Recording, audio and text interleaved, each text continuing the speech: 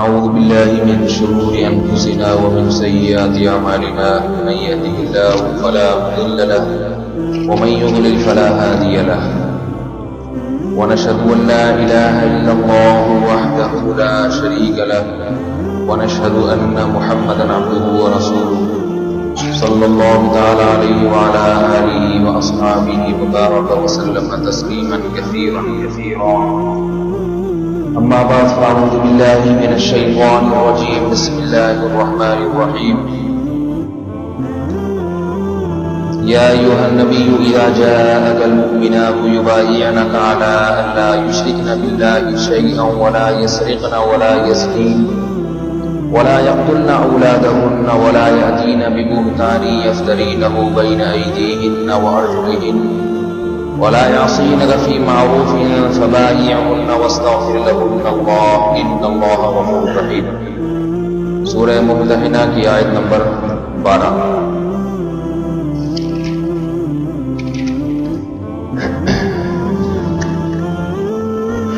اس آیت میں رسول اللہ صلی اللہ علیہ وسلم کی خدمت میں حاضر ہونے والی وہ خواتین جو بیعت کے ارادے سے آتی تھیں،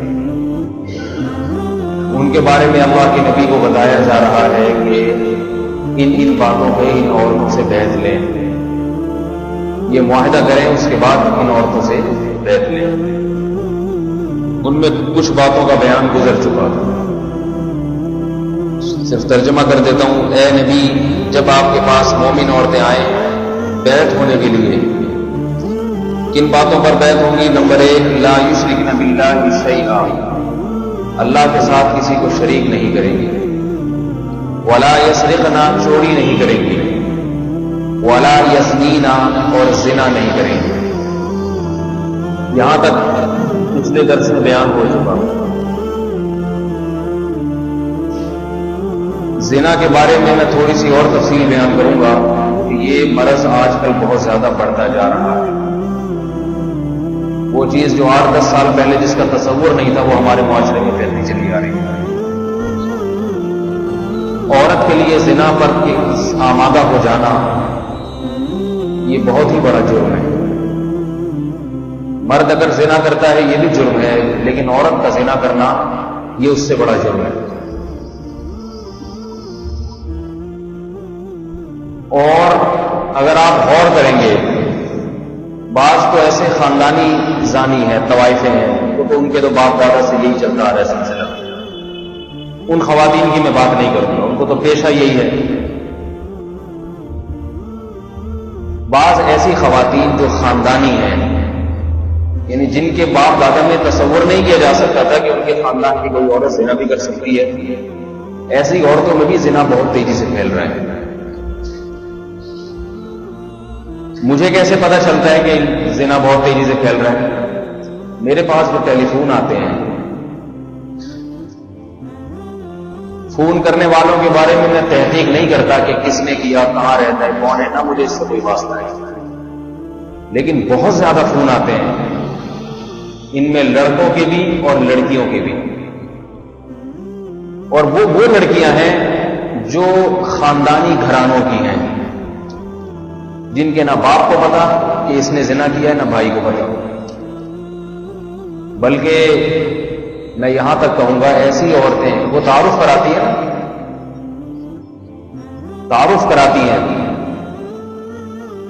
اس تعارف سے پتا چلتا ہے کہ یہ کس قسم کے خاندان کی عورتیں ہیں.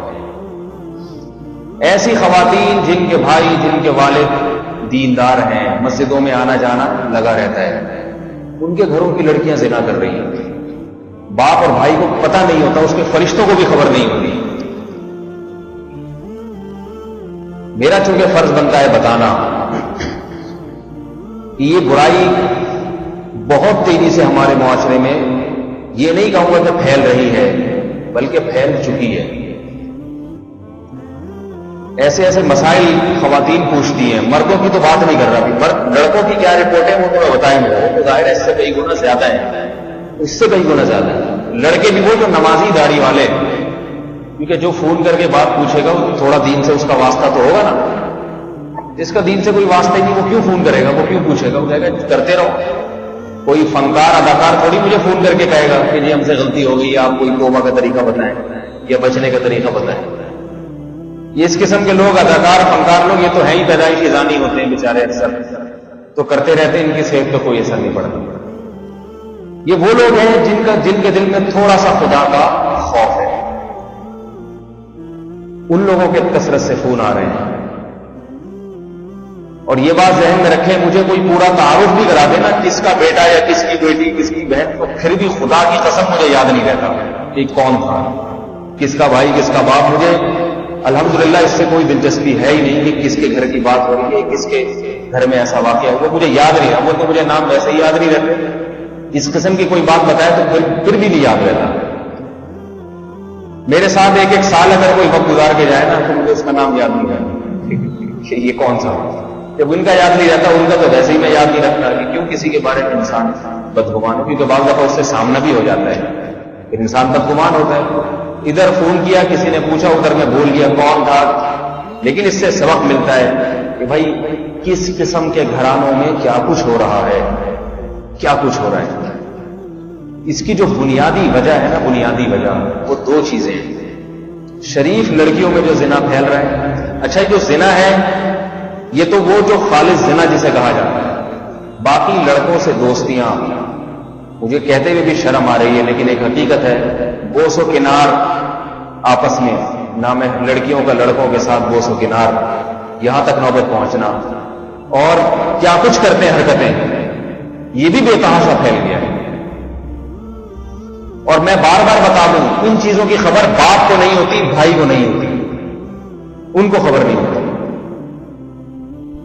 اس کے جو اسباب ہیں نا اس زمانے میں، وہ دو اسباب ہیں جن سے یہ بے تحاشا برائی بہت تیزی سے پھیلی ہے۔ ایک ہے انٹرنیٹ اور دوسرا ہے موبائل۔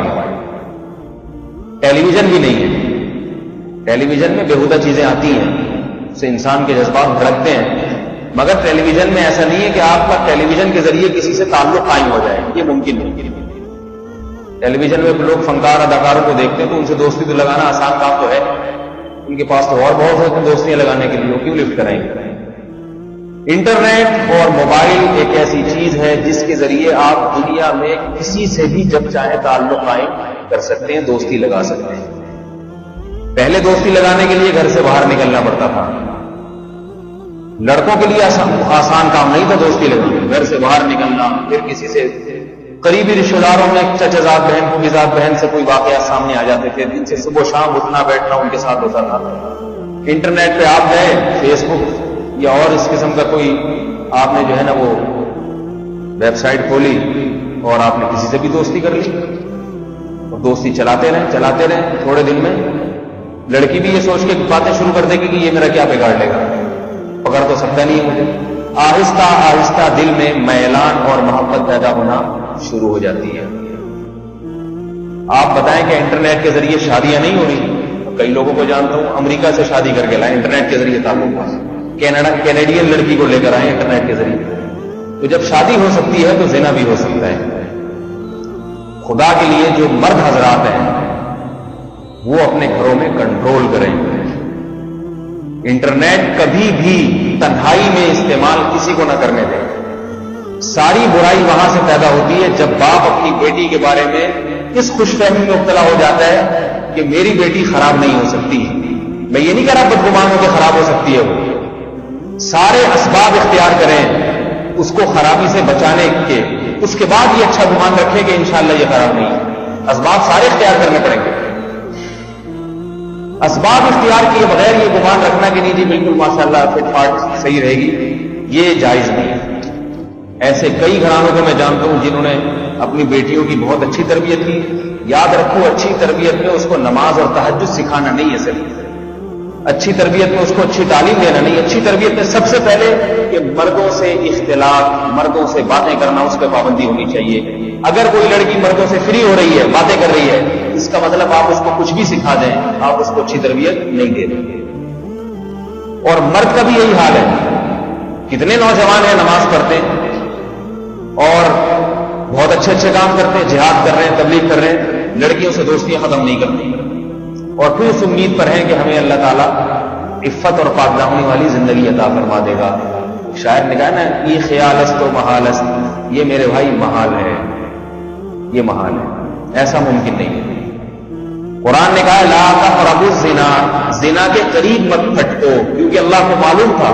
دیکھو یہ نہیں کہا چوری کے قریب مت پھٹکو، یہ نہیں کہا قتل کے قریب مت پھٹکو، یہ نہیں کہا ولا تقتلوا، بس قتل نہ کرو، صاف بات یہ قتل نہیں کرو، چوری نہ کرو، شرک نہ کرو، یہ نہ کرو، وہ نہ کرو، صاف۔ لیکن جب زنا کی باری آئی تو یہ نہیں کہا کہ زنا نہیں کرو، ولا تزنوا، زنا نہیں کرو، نہ فرمایا لا تقربوا الزنا، زنا کے قریب نہ جاؤ، کیونکہ اللہ کو معلوم تھا کہ زنا ایک دم سے نہیں ہو جاتا، پہلے وہ ذرائع اور وسائل اختیار کیے جاتے ہیں جو انسان کو زنا کے قریب لے جاتے ہیں۔ ان گناہوں کو انسان ہلکا سمجھ کے کرتا ہے کہ بھئی بات چیت کرنے میں کیا حرج ہے، کال ریسیو کر کے دو چار ہنسی مذاق کی باتیں کرنے میں کیا حرج ہے، اور جناب فیس بک پہ گپ شپ لگانے میں کیا حرج ہے، دوستیاں لگاتا ہے، یہ چیز پھر انسان کو زنا کے قریب لے جاتی ہے۔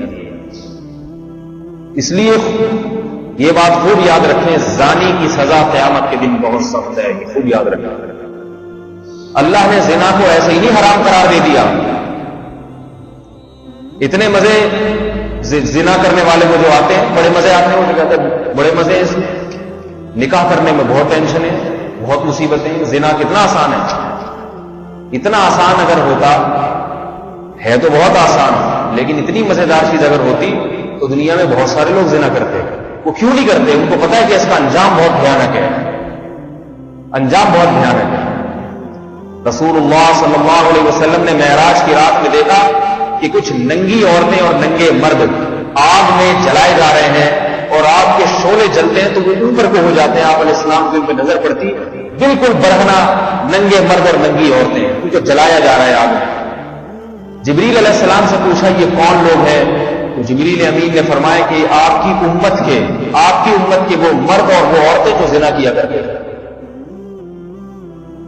تو بھائی یہ جو نوجوان طبقہ ہے نا، اپنے آپ کو اس برائی سے بچائے، اور اس برائی سے بچانے کا صرف یہی ایک طریقہ ہے کہ جو چیز اس برائی کی طرف لے کر جاتی ہے اس چیز سے اپنے آپ کو بچائے، کیونکہ انسان کے دل میں جب شہوت بھڑکتی ہے نا، تو اس بھڑکنے کی تسکین کے لیے صرف ایک ہی راستہ ہے کہ وہ زنا کر لے، منہ کالا کر لے، اور کوئی راستہ نہیں ہے۔ بھوک ایک دفعہ بھڑک جائے کسی چیز کی تو روٹی کھائے بغیر کوئی اس کا علاج ہے؟ بتاؤ بھائی، نہیں علاج۔ بہتر یہ بھوک بھڑکنے ہی نہ دی جائے۔ بھوک، آپ کا پیٹ خالی ہے اور آپ ہوٹلوں کے قریب سے گزر رہے ہیں جہاں سے آپ کو کھانے پینے کی بھیڑی بھیڑی خوشبو آ رہی ہے، اور پھر آپ صبر کر رہے ہیں۔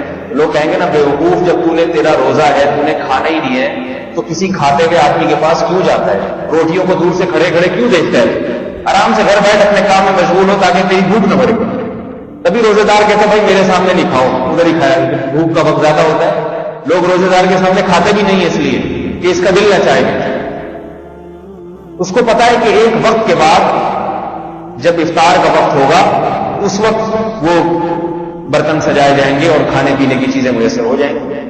اللہ نے یہ شہوت مرد کے دل میں بھی رکھی، عورت کے دل میں بھی رکھی، لیکن بتا دیا کہ وَلْيَسْتَعْفِفِ الَّذِينَ لَا يَجِدُونَ نِكَاحًا حَتَّى يُغْنِيَهُمُ اللَّهُ مِنْ فَضْلِهِ، فرمایا اس وقت تک عفت اور پاک دامنی سے رہو جب تک اللہ تعالیٰ تمہارے لیے نکاح اور شادی کا انتظام نہیں کر دے گا۔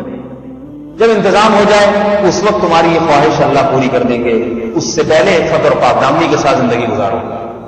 افسوس اس پر ہے کہ آج اس وقت کے بعد بھی عفت اور پاک دامنی نصیب نہیں ہوتی، شادی کر کے بھی زنا کر رہے ہوتے ہیں۔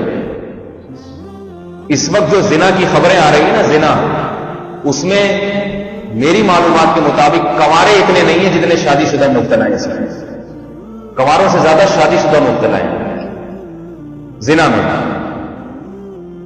اس کی کیا وجوہات ہیں وہ ایک الگ کہانی ہے، وہ چسکے لگ جاتے ہیں، اور وہ اس لیے مبتلا ہیں کہ شادی سے پہلے وہ ایسے برائیوں میں مبتلا ہو چکے ہوتے ہیں کہ نکاح کے بعد ان کو پھر وہ عفت اور پاک دامنی نصیب نہیں ہوتی، ان کو روزانہ ذائقہ بدلنے کا شوق پیدا ہو جاتا ہے، معلوم نہیں کیا کیا برائیاں ہیں جن میں مبتلا ہو جاتے ہیں۔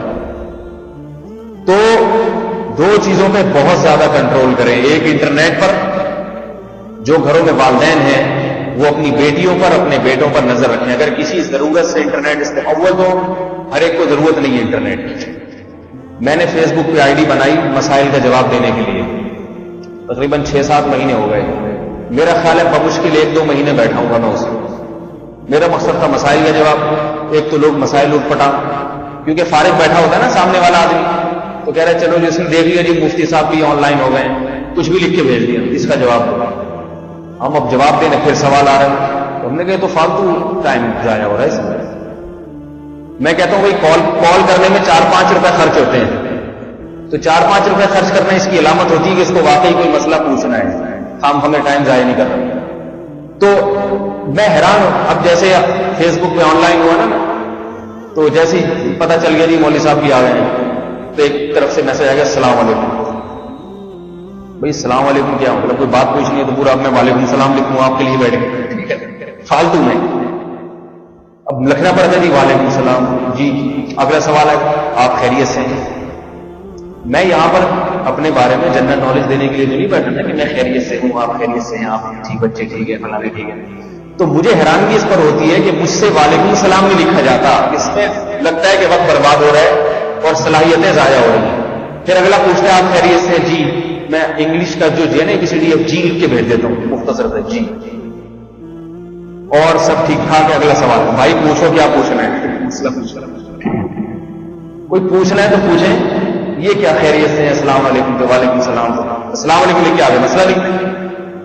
تو میں حیران اس پر ہوتا ہوں کہ ہم سے 10 منٹ نہیں بیٹھا جاتا ہے فیس بک پہ، اور میں دیکھتا ہوں 2-3 گھنٹے لوگ بیٹھے ہوتے ہیں، کوئی کام نہیں سوائے اس کے کہ آپ خیریت سے ہیں. ہاں میں بھی ٹھیک ہوں. اور کیا ہو رہا ہے آج کل؟ جاب کیسی چل رہی ہے؟ اچھی چل رہی ہے. اور کتنے کما رہا ہے؟ یہ تو لڑکوں کی، اور کسی کو لڑکی ٹکر جائے پھر تو پوچھو ہی.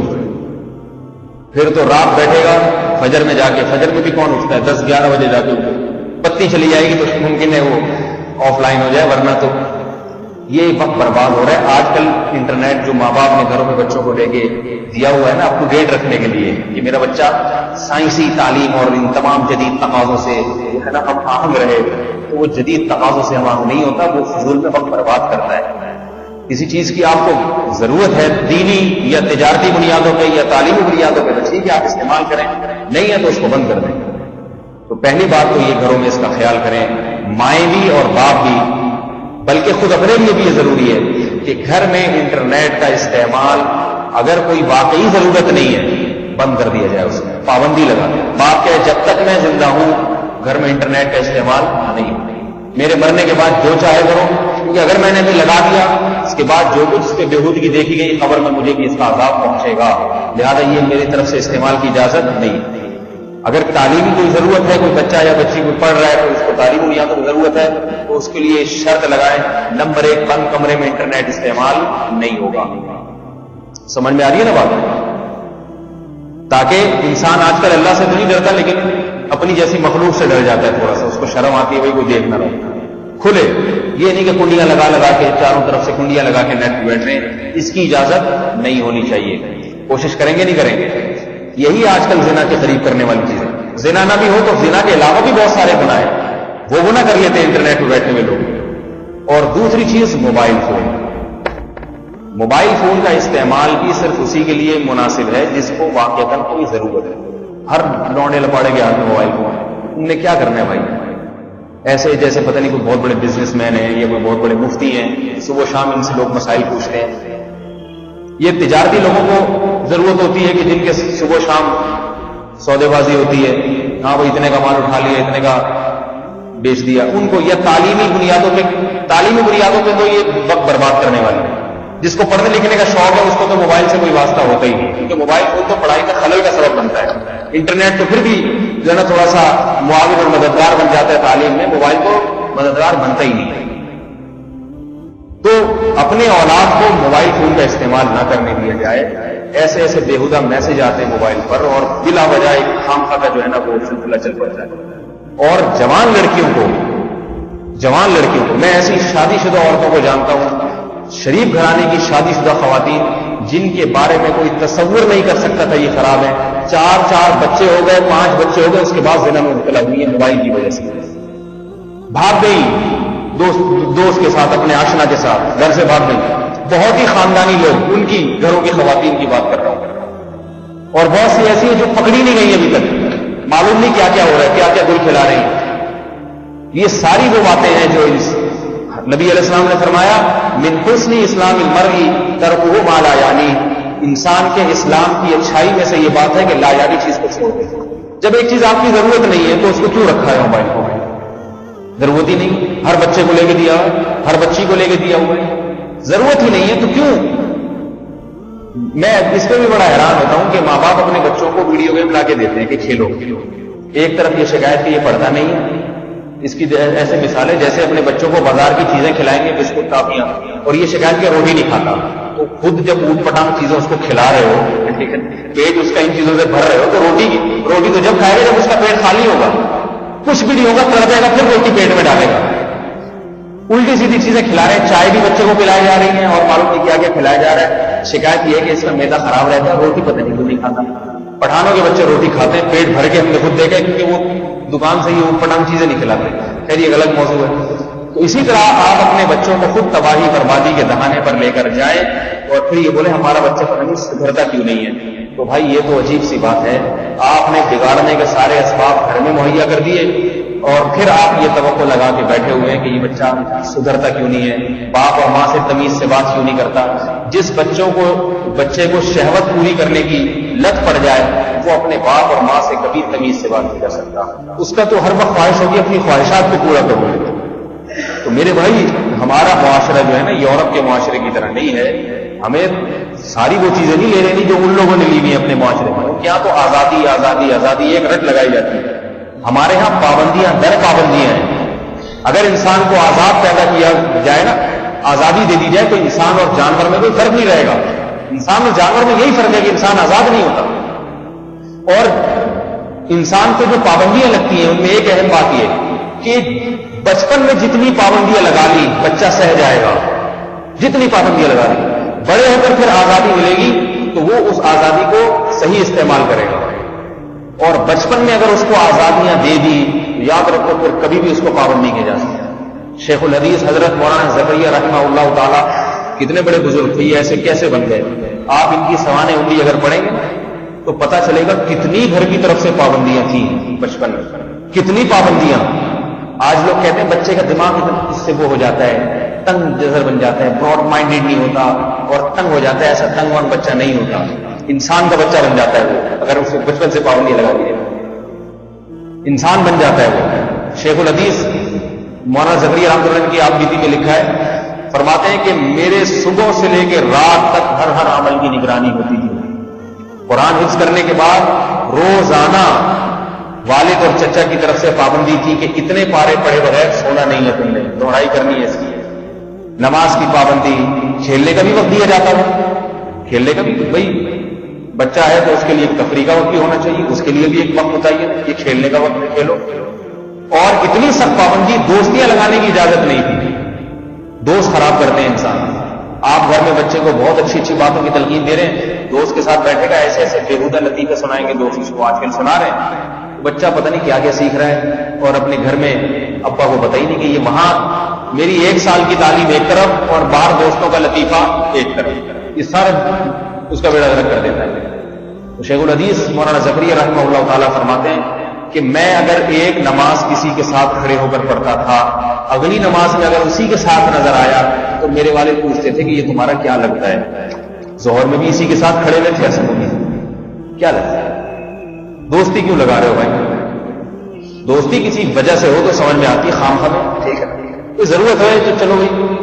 ہمارے حضرت فرمایا کرتے تھے میں مطلبی یار ہوں. مطلبی آج کل ہوتا ہے نا، دوست کی خاطر جان قربان کر رہا ہے. کیوں کر رہا ہے؟ کیا ہے یہ؟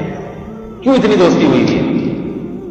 اور کوئی بھی قربان نہیں کرتا جان، ہر آدمی مطلب کا ہوتا ہے. تو ایک بعض انگریز بھی بڑی اچھی اچھی باتیں کرتے ہیں.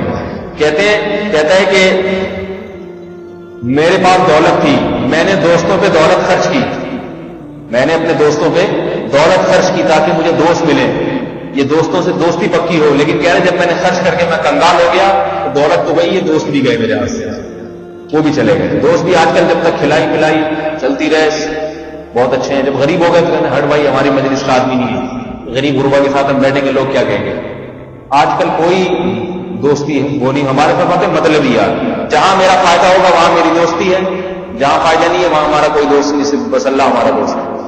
ہاں وہ الگ بات ہے انسانیت کا احترام اور انسانیت پہ خرچ کرنا، غربا مساکین پہ خرچ کرنا، ساتھ اٹھنے بیٹھنے والوں کا خیال کرنا پڑو، وہ ایک شریعت کی تعلیمات ہے، اس کا کوئی منکر نہیں کرتی۔ دوستی کا مطلب یہ خام خمے وقت بربادی والی۔ تو شیخ الحدیث مولانا زکریا رحمۃ اللہ تعالیٰ فرماتے ہیں کہ ابا میرے پوچھتے تھے کہ ظہر اس کے ساتھ پڑھی ہے کوثر کی ادھری کی تلاوت، دیکھیے نا اس کے ساتھ کیوں ایک ایک چیز کی نگرانی ہوتی تھی۔ تو کتنے بڑے بزرگ بنے، 6 مہینے تک ایک جگہ بیٹھ کے دین کا کام کیا ہے۔ فرماتے تھے کہ 6 مہینے تک میں نے چپل نہیں خریدی، کیوں؟ اس لیے کہ مسجد کے بالکل ساتھ تھا، تو مسجد سے گھر سے مسجد سے باہر نکلنے کی نوبت ہی نہیں آئی ہے۔ اتنی تصانیف اور اتنا علمی کام حضرت مولانا اشرف علی تھانوی رحمہ اللہ تعالیٰ نے اتنا علمی کام کیا۔ عمر دیکھیں آپ، ان کی عمریں وہی 70-72 سال جو عام لوگوں کی ہوتی ہے۔ ان کی تصانیف کو دیکھ کے انسان کو یقین نہیں آتا کہ اتنی عمر میں اتنی زیادہ تصانیف کوئی کیسے لکھ سکتا ہے۔ ہر شعبے، فقہ میں ان کا کام، حدیث میں ان کا کام، تفسیر میں ان کا کام۔ اور جب انتقال کا وقت آیا تو آپ کی جو شہادت کی انگلی ہے اور انگوٹھے سے روشنی نکل رہی تھی، کئی لوگوں نے دیکھا۔ یہ اس بات کی علامت تھی کہ اللہ ان 2 انگلیوں سے راضی ہے، ان سے کام بہت اللہ نے لیا ہے۔ تو وہ کرامت کے طور پہ موت کے وقت جو ہے نا ان سے روشنی پھوٹ رہی تھی۔ جو لوگ بھی وہاں قریب تھے موت کے وقت آپ کو سب دیکھ رہے تھے۔ کتنے بڑے بڑے بزرگ گزرے، ان کے تو والدین نے ان کی نگرانی کی ہے۔ ایسا نہیں ہوا کہ ان کی نگرانی کی وجہ سے یہ بیچارے چھوٹے ذہن کے ہو گئے، ان کی صحت جو ہے نا وہ ذہنی گروتھ نہ ہو سکی ہو ان کی۔ جیسے لوگ کہتے ہیں نا بچے پر نگرانی کر کے بچہ ذہنی گروتھ، مولویوں کے بچے کبھی ایسے جی لوگ ایسے باتیں کرتے ہیں، مولوی بیچارے کیسے ڈرے سہمے، ایسا نہیں ہے بھائی۔ وہ جو ہوتے ہیں نا قاریوں کے پاس جو پڑے ہوئے ہوتے ہیں وہ سہمے، تو قاری لوگ قصائیوں کی طرح پیٹتے ہیں، وہ اس لیے وہ تو جائز ہی نہیں ہے۔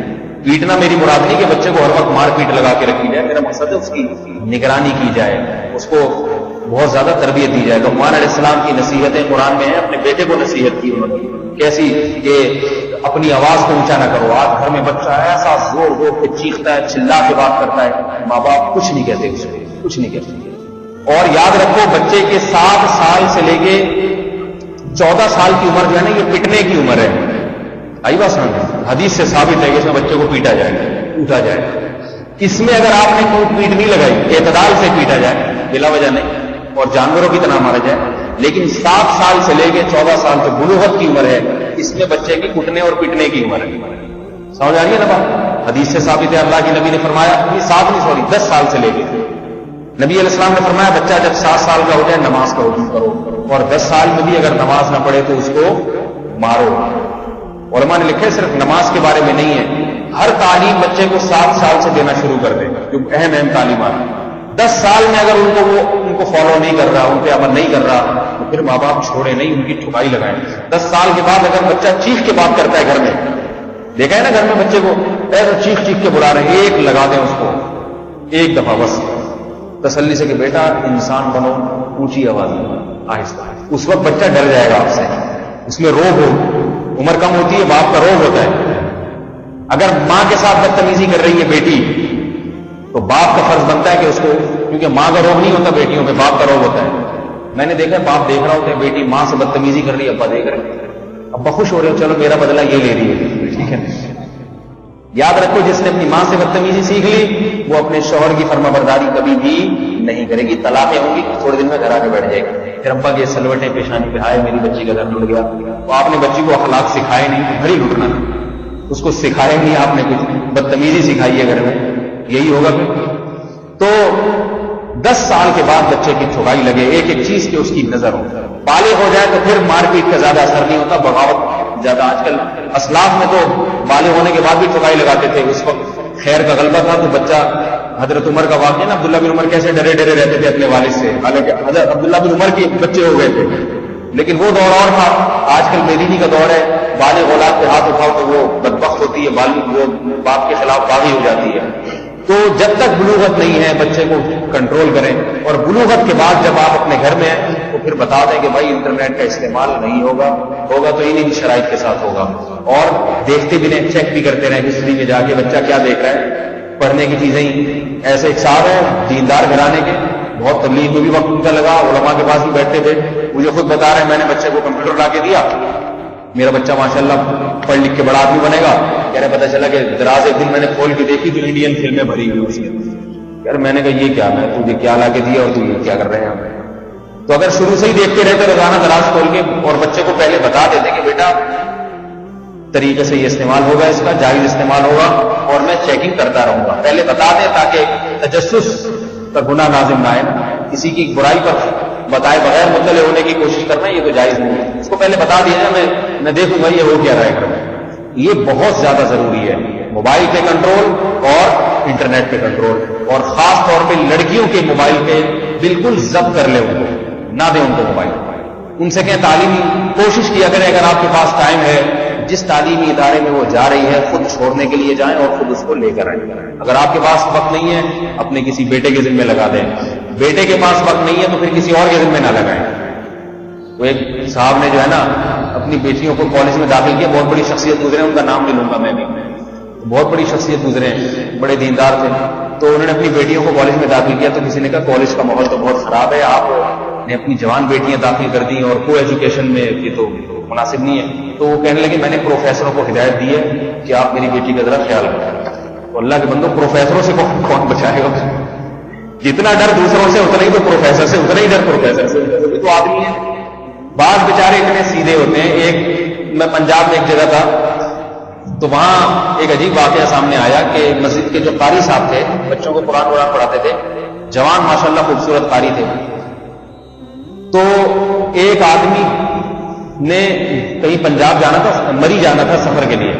اس کے گھر میں 2 جوان بیٹیاں، بیٹا کوئی نہیں تھا. تو اس نے کہا کہ بھائی اب دونوں لڑکیاں جوان ہیں، میں جاؤں، سب کو پتا ہے کہ گھر میں کوئی نہیں ہے، تو میں کیا کروں، کس کے ذمہ لگاؤں ان کی حفاظت کرے. تو وہ قاری صاحب کے ذمہ لگا دی کہ یہ قرآن پڑھتے ہیں، ایک آدمی ہے ماشاءاللہ، کبھی کبھار نماز بھی پڑھاتے تھے وہ جب امام صاحب نہیں ہوتے تھے. تو قاری صاحب کے ذمہ لگا دیا کہ آپ میری بچیوں کو قرآن بھی پڑھائیں اور ان کی ذرا نگرانی بھی. تو وہ لڑکی کے باپ مجھے بڑی غصے سے بتا رہے، کہہ رہے ایسا بدبخت نکلا، میری ایک بیٹی کو پھنسا کے شادی کر کے بھاگ گیا، میری بچی کو پھنسا کے شادی کر کے کراچی بھاگ گیا. میں نے کہا شکر کریں شادی کر کے بھاگا ہے، ٹھیک ہے، یہ تو پھر بھی غنیمت ہے. اور میں نے کہا مجھے اس قاری صاحب پہ اتنا اعتراض نہیں، وہ بھی غلط کیا اس نے، اس میں کوئی شک نہیں. جب ایک آدمی آپ پہ اعتماد کر رہا ہے تو اس کے اعتماد کو ٹھیس نہیں پہنچانی چاہیے. لیکن میں نے کہا آپ اس سے بڑی حماقت تو آپ نے کی. جتنی حفاظت محلے پڑوس والوں سے ضروری ہے اتنی ہی قاری صاحبان سے بھی ضروری ہے. اس لیے قاری ہو یا مولوی ہو یا مفتی ہو یا عالم ہو، آدمی پہلے ہے باقی بعد میں. مرد جو ہے یہ بات یاد رکھیں، وہ مرد پہلے ہوتا ہے، باقی ساری چیزیں وہ بعد میں ہوتا ہے. بزرگ بھی بعد میں ہوتا ہے، سب کچھ مرد پہلے ہے. تو نامحرم اور محرم کا فلسفہ اسی لیے شریعت نے رکھا ہے. دیکھو عورت حج پہ جا سکتی ہے اپنے سگے بھائی کے ساتھ، اپنے باپ کے ساتھ، اپنے شوہر کے ساتھ، اپنے بیٹے کے ساتھ. مولوی صاحب کے ساتھ نہیں جا سکتی. کسی کتاب میں نہیں لکھا ہے کہ اگر کوئی نہ ملے تو محلے کے امام صاحب کے ساتھ چلی جائے گا، کیونکہ وہ بڑے نیک آدمی ہیں. کسی کتاب میں نہیں لکھا. کہیں لکھا ہوا؟ کسی عالم سے، کسی مفتی سے پوچھیں کہ جی کوئی بھی نہیں عورت کے ساتھ حج کرنے والا تو کیا کریں، کوئی کس کے ساتھ جائیں، مولوی صاحب کے ساتھ چلیں؟ تو وہ کبھی بھی نہیں کہے گا.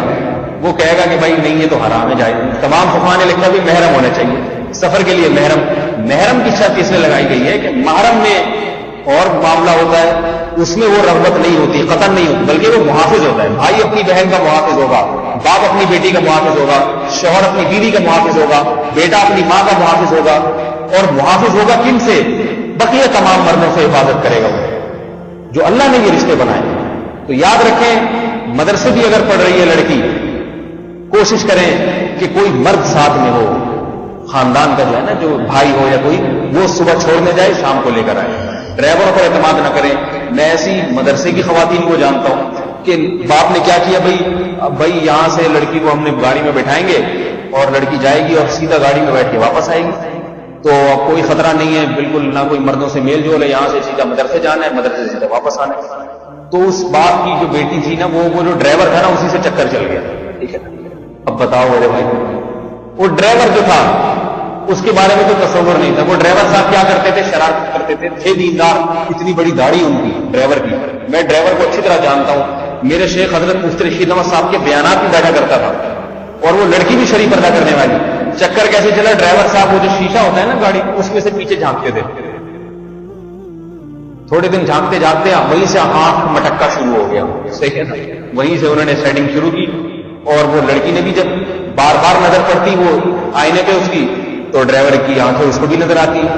کوئی ایک دو دن میں یہ کام نہیں ہوتا، جب ایک سال مسلسل ہو رہا ہے آنا جانا اور آنکھ مٹکے ہو رہے ہیں ایک سال، تو پھر آہستہ آہستہ. اس زمانے میں تو موبائل نہیں تھا، اگر موبائل ہوتا تو اتنا ٹائم نہ لگتا. آنکھ مٹکے میں 8-10 دن آنکھ مٹکے میں لگتے، اس کے بعد مس کالیں شروع ہو جاتی، اس کے بعد ایزی لوڈ، اس کے بعد 1 مہینے میں وہ ہو گئی. تو اس لیے اس بارے میں بہت زیادہ احتیاط کی ضرورت ہے. یہ زمانہ پرانے زمانے کی طرح نہیں ہے جو ہمارے باپ دادا کا زمانہ تھا کہ اس میں کوئی لاکھوں میں کوئی ایک کیس آ گیا کوئی زنا کا اور لوگ اس کو حقارت کی نگاہوں سے دیکھ رہے ہیں، دوستی ختم کر دیتے ہیں. یہ زمانہ وہ زمانہ نہیں ہے. یہ زمانہ وہ ہے جس میں شر غالب ہے، برائی غالب ہے. اس میں بہت زیادہ احتیاط کی ضرورت ہے. اگر آپ یہ احتیاط نہیں برتیں گے کل قیامت کے دن اللہ کو جواب دینا پڑے گا. یہ بات خوب یاد رکھیں. اور وہ بات تو میں کرتا ہی رہتا ہوں کہ نوجوان کے لیے سب بہت زیادہ ضروری ہے کہ وہ شادی میں تاخیر نہ کرے، چاہے لڑکی ہو چاہے لڑکا ہو. اس سے بھی بہت زیادہ برائیاں جنم لیتی ہیں. بلکہ اگر یوں کہا جائے نا، بنیادی ایک بہت بڑی وجہ یہ ہے، یہ بھی غلط نہیں ہے. انٹرنیٹ اور موبائل تو اس فساد کو بڑھانے والے ہیں. بنیادی فساد یہی ہے کہ نکاح نہیں کرتے، 30 سال کے ہو جاتے ہیں، گھومتے رہتے ہیں کنوارے. مجھے تو حیرانگی ہوتی ہے، 30 سال کے بڑھاپے کی عمر ہے میں سمجھتا ہوں 30 سال. 15 سال میں بلوغت ہو گئی تھی، جوان ہو گئے تھے، 15 سال ایسا ہی نکال دیے.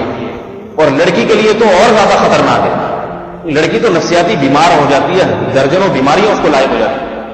تو اس میں نہ دیکھیں لوگ کیا کہتے ہیں. ابھی کسی کا رشتہ آیا ایک آدمی کا، اس نے اپنی بیوی کو طلاق دی ہوئی تھی اور میں جانتا ہوں وہ آدمی شریف ہے. اب کہیں نکاح کا پیغام بھیجا تو وہ لڑکی کے باپ یہ کہہ رہے ہیں نہیں ہم طلاق یافتہ سے کیسے کر دیں. بھائی بندہ فٹ فاٹ ہے، ٹھیک ٹھاک ہے تو کر دو، اور قصور بھی اس کا نہیں ہے. نہیں جی لوگ کیا کہیں گے، تو پھر لوگ کہیں گے تو پھر بیٹھے رہو.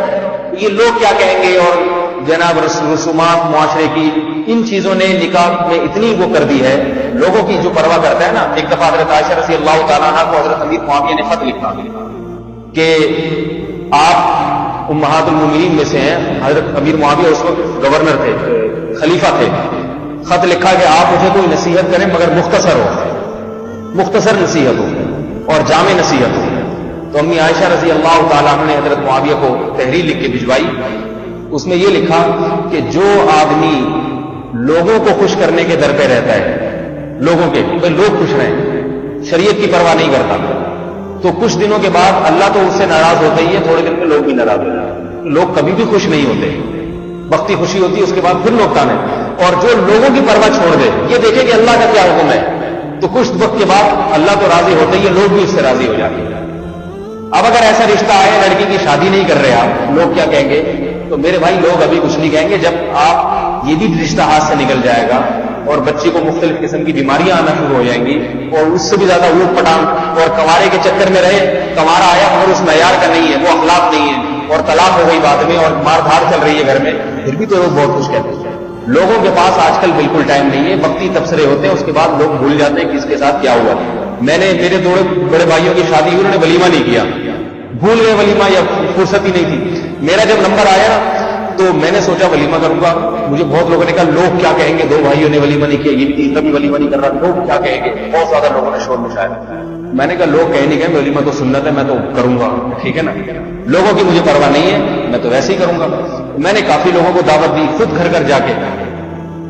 اللہ کی قدرت کے وہ جو ہم نے بریانی بنائی، اس میں پتہ نہیں وہ ہمارے باورچی نے ڈنڈی ماری جس کو لائے تھے ہم، وہ گوشت ڈلا ہی نہیں، مرغی کا وہ کچا گوشت. اب جب کھا رہے ہیں تو بوٹیاں چنگم کی طرح چبا رہے ہیں لوگ، پھر پھینک کرتے. سارے لوگ باتیں بناتے ہیں یہ ولیمہ، یہ والی سب.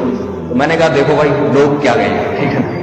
اتنا کچھ کیا لوگوں کے لیے، اتنا مارا پھرا، ہر ایک کے گھر جا کے کارڈ بانٹے، دعوت دی، آئیے تشریف لائیے. لیکن تقدیر میں یہی لکھا ہوا تھا. ہم نے کہا ہمارا تو فرض ادا ہو گیا، لوگ ہو گئے. لیکن 3 دن 4 دن کے بعد یہ واقعہ مجھے ہی یاد ہے. جتنے لوگ ولیمے میں تھے کسی کو بھی یاد نہیں ہوگا. لوگ بھول جاتے ہیں 2-4 دن کے بعد کس کے ہاں کیا کھایا تھا. یاد رہتا ہے کہ فلانی کی شادی میں کیا کھایا تھا، فلانی میں کیا رہتا ہے. لوگوں کی پرواہ کرنے والا احمق اور بیوقوف ہے. صحیح ہے نا. اپنا الو سیدھا کر کے رکھنا چاہیے انسان کو. لوگ خود بخود سیٹنگ پہ آتے چلے جاتے ہیں اسی حساب سے. یہ باتیں نہیں کرنی چاہیے. صحابہ کرام کے دور میں بہت آسان تھا نکاح، بہت آسان تھا. بس ایک واقعہ سنا کے اپنی بات ختم کرتا ہوں. اس کے بعد اگلے ہفتے انشاءاللہ پھر ولا یقتلن اولادہن، کہ اپنی اولاد کو اپنے ہاتھوں قتل نہ کریں. عورتوں کو اس کی نصیحت ہے. قتل کیسے ہوتے ہیں، ماں کیسے اپنے بیٹے کو قتل کر سکتی ہے، اس کی پھر انشاءاللہ اگلے ہفتے تفصیل بیان کروں گا. تو ایک واقعہ سن لیں، صحابہ کے دور میں کس قدر آسان تھا. افسوس اس پر ہوتا ہے دیندار لوگ اس پر عمل نہیں کر رہے. دینداروں کی دینداری صرف نماز روزے کی حد تک ہے. معاملات میں شریعت کو بالکل داخل نہیں کرنا چاہتے. معاملات وہی ہندوؤں والے عیسائیوں والے چل رہے ہیں. صحابہ کے دور میں کس قدر آسان تھا نکاح. اللہ کے نبی ایک صحابی نے اپنے ایک دوست سے کہا، صحابی سے، کہ بھائی میں فلاں کی بہن سے نکاح کرنا چاہتا ہوں، تم میری طرف سے پیغام نکاح لے جاؤ، تم سفارش کرو میری جا کے. وہ صحابی چلے گئے، دروازہ کھٹکھٹایا، اندر سے گھر والے آئے، جی کیا کام ہے؟ کہا جی میں اس سلسلے میں آیا ہوں، آپ کی بہن ہے، نکاح کے قابل ہیں، تو فلاں بن فلاں نے پیغام نکاح بھیجا اور مجھے سفارشی بنائی کہ میں آپ کو سفارش کر دوں کہ آپ اپنی بہن کا نکاح ان سے کر دیں. تو ان صحابی نے کیا کہا؟ انہوں نے کہا کہ بھائی وہ ان سے تو میں راضی نہیں ہوں، اگر آپ نکاح کرنا چاہتے ہو تو مجھے آپ مناسب لگتے ہو، آپ راضی ہو جاؤ. نے کہا ٹھیک ہے جی، ان سے اگر راضی نہیں ہے تو پھر مجھ سے کر دیں. اندر بٹھایا، گواہوں کو بلوایا، نکاح پڑھوا کے بھیج دیا. یہ باہر آئے، پوچھا جی کیا ہوا؟ کہا کہ وہ تمہاری تو نہیں ہو سکی، میری ہو گئی. اتنے کوئی خرچہ ہوا تھا؟ ہمارے ہاں ہوتا کوئی آتا تو پہلے چماٹ مانگنے کا کوئی طریقہ ہے بھائی؟ یہ کوئی طریقہ ہے رشتہ مانگنے کا؟ پہلے ہی چماٹ مانگنے، یہ کوئی طریقہ ہے؟ یہ کون سا طریقہ؟ منہ اٹھا کے آ گیا دروازے میں رشتہ چاہیے، کوئی طریقہ ہے؟ پھر کیا طریقہ ہونا چاہیے؟ طریقہ یہ ہونا چاہیے پہلے 6 مہینے استخارہ نکلواؤ کسی جاہل پیر سے. خود بھی 6 مہینے استخارے نکالو، کالا پیلا دیکھتے رہو پہلے، پھر مولویوں کو فون کر کے پوچھتے رہو نیلا نکلا ہے، کر لوں یا نہیں کروں. یہ جو جس طرح استخارے آج کل ہو رہے ہیں ان کا قرآن حدیث، استخارے کی حقیقت کیا ہے وہ پھر کسی اور کو بیان کروں گا. تو پھر جناب اگر سمجھ میں آ بھی جاتا تو ابھی چونکہ ہم نے تیاریاں کرنی ہیں تو اس کے لیے 8 سال کا ہمیں ٹائم چاہیے. 8 سال. حالانکہ فائدہ دونوں کا ہے، لڑکے کا بھی لڑکی کا بھی. لڑکی کو بھی شوہر مل جاتا ہے، اس کا گھر بس جاتا ہے، لڑکے کو بھی بیوی مل جاتی ہے، فائدہ دونوں کا. لیکن دونوں لیٹ کر رہے ہیں.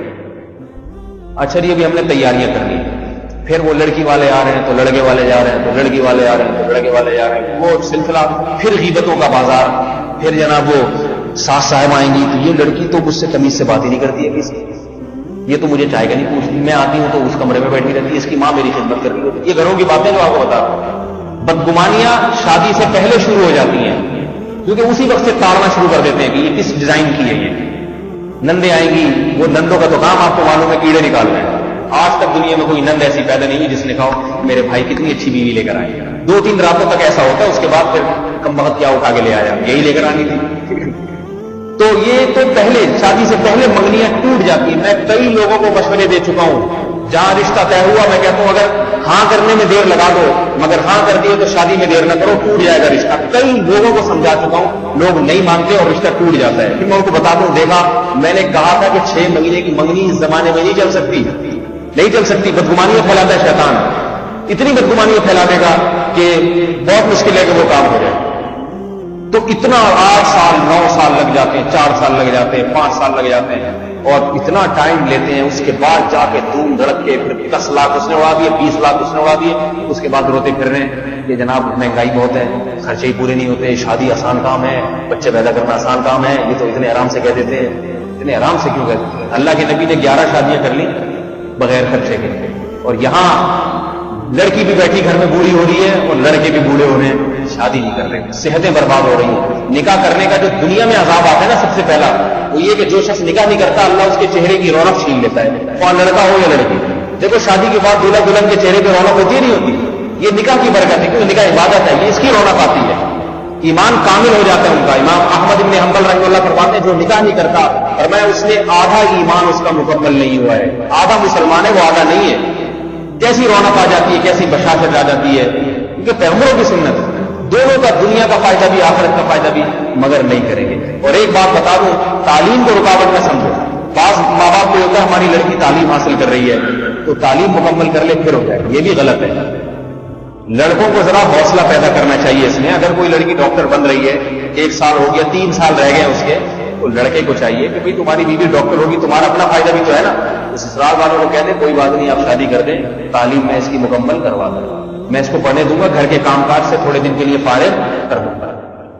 نہیں آئی بات سمجھ. اس طرح لڑکوں کو ایسا حوصلہ پیدا کرنا چاہیے تاکہ نکاح میں تاخیر نہ ہو اور تعلیم بھی اس کی چلتی رہتی ہے. وہ بھی نہیں ایسا حوصلہ پیدا کرتے. وہ کیا کہنا چلو پھر جب ڈاکٹر بن جائے گی نا 3 سال بعد پھر ہی کروں گا شادی. پھر تو بڑے مسائل ہوتے ہیں، پتہ نہیں کرے گا بھی کہ نہیں کرے گا. اور کرے گا تو 3 سال تک تو اپنا نقصان کر دیا نا. 3 سال میں تو جو ہے نا وہ کتنے فوائد اٹھا سکتے تھے. یہ کتنی صحت اچھی ہو جاتی ہے، سب سے بڑی بات یہ. عمر لمبی ہوتی ہے انسان کی، شادی شدہ آدمی کی عمر لمبی ہوتی ہے، کنوارے مر جاتے ہیں جلدی. تو یہ سب باتیں ہیں. نکاح کو شریعت نے آسان بنایا. تو میرے بھائی یہ بھی زنا کی روک تھام کا ایک بہت بڑا ذریعہ ہے. اور نکاح کے بعد بھی زنا سے بچنا اس وقت تک ممکن نہیں ہے جب تک انسان نظر کی حفاظت نہ کرے، ورنہ شادی شدہ لوگ بھی برائیوں میں مبتلا ہو جاتے ہیں. اللہ تعالیٰ ہم سب کو شریعت کی پیاری تعلیمات پر عمل کی توفیق عطا فرمائے اور ہم سب کی زنا سے حفاظت فرمائے. یہ وہ پلید، وہ گندا، وہ ناپاک مرض ہے کہ جس کو لگتا ہے پھر اس کو گھین کی طرح کھاتا ہے، جان نہیں چھوڑتا. یہ اللہ سچی توبہ کی توفیق عطا فرمائے اگر کوئی اس میں مبتلا ہے، اور جو بچے ہوئے ہیں اللہ ان کو ہمیشہ اپنی رحمت سے بچا کے رکھے. سبحانک اللہم و بحمدک، نشہد ان لا الہ الا انت، نستغفرک و نتوب الیک.